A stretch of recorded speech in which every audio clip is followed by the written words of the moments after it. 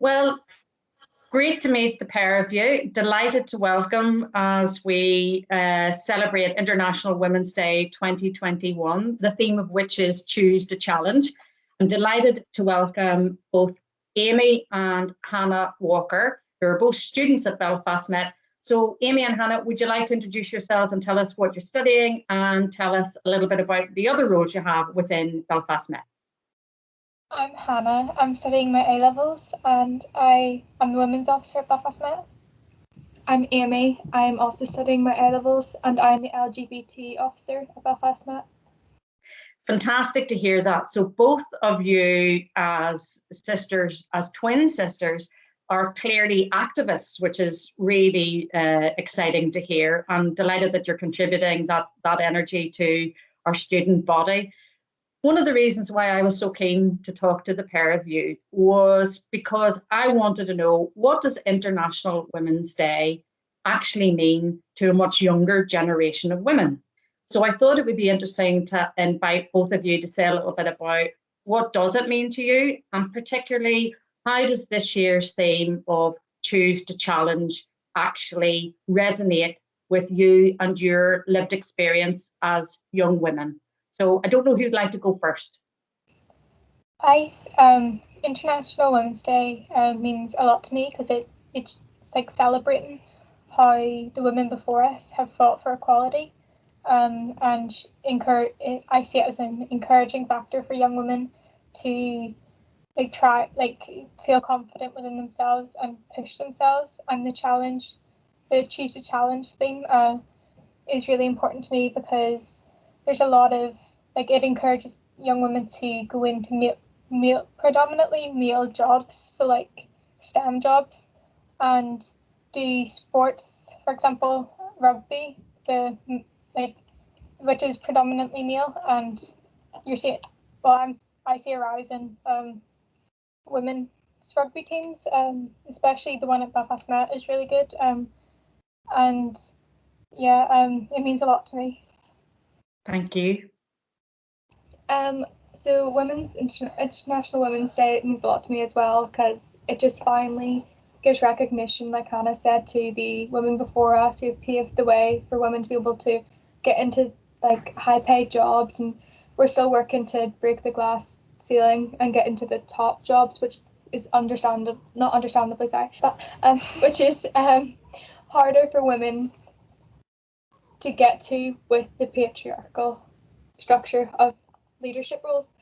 And the Choose to Challenge theme, all through my life, me and Hannah have been challenging things we don't agree with in our schools, in our life, and so it just really it helps to make you feel like what you're doing is worth something, and that you're actually making a change in the world through little protests or little challenges that you make towards the structures that try to oppress women. What does it mean to you? Yeah, I think for me the Choose Challenge piece is really important because it is about challenging inequality. For me, that's the really important thing. In my last job, when I was a civil servant, I was the gender champion for the civil service, and a lot of what I tried to do there was about working with women and men to reduce the barriers to help women succeed in the workplace. And that was because there was an imbalance of women versus men in more senior roles within the civil service. So an awful lot of that work was about challenging that status quo, which really wasn't good enough. And a bit like you, I've always challenged status quo, I think. We definitely have that in common because I rarely think that that the status quo is good enough, that there's always improvement. Like Belfast Med is a learning organisation. We want to improve always ourselves. So that goes for society and other organisations too. So I've always been very committed to the notion of trying to support women in the workplace and in wider society to fulfil their potential, because I genuinely believe that diversity and inclusion makes a difference. It helps everybody deliver, and it helps everybody fulfill their potential if everybody is able to have that equality. I completely agree. As a woman in such a high up job, what piece of advice would you give the women, like young women growing up and aiming for these higher jobs? Like, what advice would you give them with empowerment to get to those high jobs? I think, well, by the way, it's taken me a lifetime to get to the job of a chief executive and principal of a college. So I think that there is a piece that if you want to aim high, do so, and but be prepared for the journey. Be prepared for it to take a lifetime, and that goes for you whether you're a man or a woman. One of the really important things for me, though, particularly through all the mentoring that I did with women in my last job, is to think about the issue of confidence and self-belief. And that is a really important thing. Men and women sometimes can really struggle with issues of self-confidence and self-belief. And trying to find your voice, particularly as a young woman, I think, is very important. Trying to find your voice and find how you can contribute. And one of the things, if I look back on my younger self, if I was to advise a younger me, it would be to say, don't be afraid. Don't be afraid of expressing yourself, and don't be afraid, and don't think that you always have to ask for permission to do things. You said, Aimee, earlier on that you had been an activist from earlier years. So how did you embrace the issue of challenging clearly ideas that you thought were a bit outmoded early on? So in my early years of school, me and my sister, we arranged a protest for something we didn't think was just that was happening in our school. It was maybe not the most important thing, but it was something that we were like outraged at, and so we organised a big protest, which our full school got in on, and it made news coverage. And then again in high school, it definitely went beyond what we thought it would. It started off with just a few of us making signs in class and just talking about how we didn't agree, and then there was like about 5 or 6 of us at the start, and then like more and more people started joining. Then we started getting teachers were joining, and the whole student council was with us, and then the headmistress came out and she joined us, which was a big shock. And yeah, it was just, we wanted a change, and I think we got it in the end. We got our break back. You got your break, but I think what's so potent about this is that story. You did that at primary school. That wasn't even at high school. That you actually you undertook. You were on the front line protesting in primary 6. That's inspirational in itself. I have a story from being a little bit later, from being 14 and in an all-girls school, leading a breakaway group to do a summer school, where our school normally sent our students to a particular summer school, a language summer school, and I didn't agree with their choice of school. I thought it sounded far too staid, to be honest with you. I heard that another summer school in a different part of Donegal was much better for those 3 weeks. So I led an entire breakaway group who were known as Mrs. Warde's girls, because my mum helped me organise it. But between me and my mum, we took 14 girls away, and I kind of go, this is when you think things aren't good enough, actually having the courage to do it yourself sometimes is and take those steps is really important. Tell me this before we begin to think about wrapping up.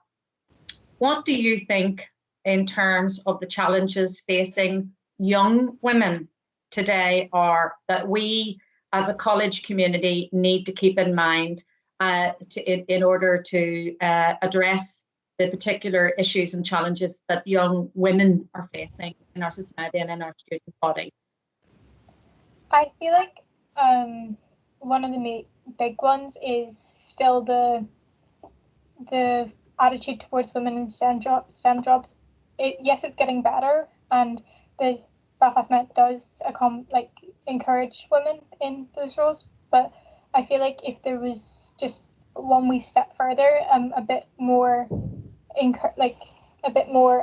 awareness of the how many women compared to men are in these jobs, and how there's so much potential for young women to go up into these jobs and make a big difference. I think that is really important, as well as the school teams. Like, we have a rugby team which is really good, which I think is really important because it is very encouraging. And in my past school, our rugby team consisted of 3 girls, and we were only there to do touch, whereas the guys did contact.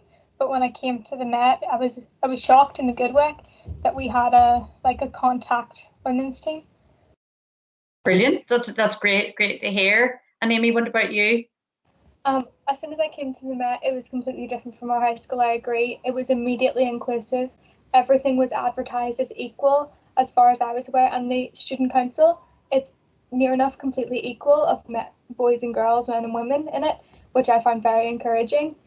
I think that maybe working on the ideas of which subject is meant for each gender, just as in general, but also within the tech, like looking into, I have a friend and he does engineering on the other campus, and he said there's 1 girl in his class.